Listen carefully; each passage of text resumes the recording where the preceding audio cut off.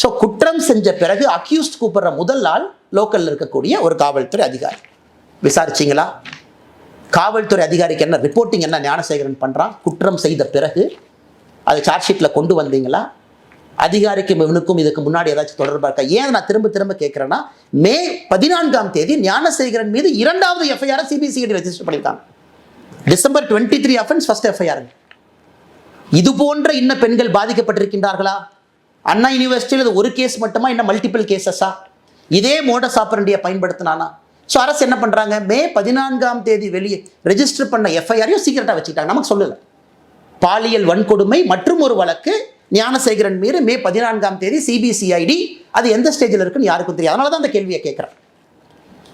இதுல முக்கியமான விஷயம், 24 குற்றம் செய்த பிறகு அடுத்த நாள் ஞானசேகரன் என்ன செய்யறான்? சிடிஆரை பொறுத்த வரைக்கும் பிஹேவியர் எப்படி இருக்கு?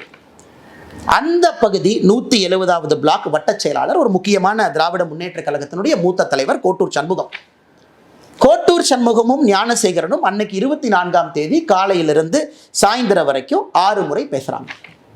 நீங்க கேட்கல, என்னங்க அரசியல் கட்சியில் 2 பேர் இருக்கிறாங்க பேசலாம் இல்லைங்க.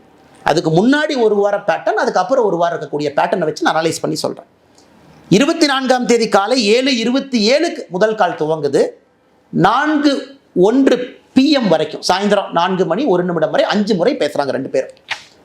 அதன் பிறகுதான் ஞானசேகரனை போலீஸ் ஸ்டேஷனுக்கு கூட்டிட்டு போறாங்க, கோட்டூர் போலீஸ் ஸ்டேஷனுக்கு. ஒரு 4 மணி நேரம் பேசல. அந்த நேரத்தில் ஞானசேகரன் காவல் நிலையத்துக்குள்ள வச்சிருக்கணும். வெளியே வந்த பிறகு ஞானசேகரனும் கோட்டூர் சண்முகம் மறுபடியும் பேசுகிறாங்க.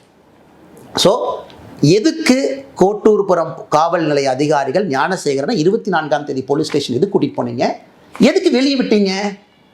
எவிடன்ஸ் அழிக்கவா? செல்போன் ரெக்கார்ட்ஸ் அழிக்கவா? இல்லை செல்போனில் இருக்கக்கூடிய வீடியோவை டெலீட் பண்ணவா? இல்லை அண்ணா யூனிவர்சிட்டியில் கேமரா ஒரு வேளை ஃபங்க்ஷன் ஆகியிருந்தால் அதெல்லாம் கழட்டி தூக்கி வீசவா? எதற்காக 24 கைது செய்யப்பட்ட ஞானசேகரன் கோட்டூர் போலீஸ் ஸ்டேஷன்லேருந்து எதற்காக வெளியே விடப்பட்டார்?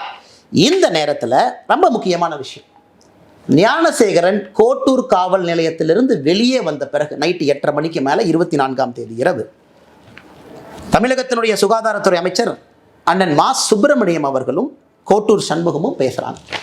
இது கோட்டூர் சண்முகத்தினுடைய சிடிஆரை பார்த்தீங்கன்னா, ஞானசேகரன் வெளியே வந்ததுக்கப்புறம் கோட்டூர் சண்முகத்தினுடைய பிஹேவியரல் பேட்டர்ன் மா சுப்பிரமணியத்தை கூப்பிடுறார். 8:30 மணிக்கு பேசுகிறாங்க. 8:32 மணிக்கு மா சுப்பிரமணியமும் கோட்டூர் சண்முகம் மறுபடியும் பேசுகிறாங்க. இது எல்லாம் நம்ம நல்லா புரிஞ்சுக்கணும். எதற்காக, யாரை காப்பாத்துறதுக்காக இவ்வளவு பதட்டம்?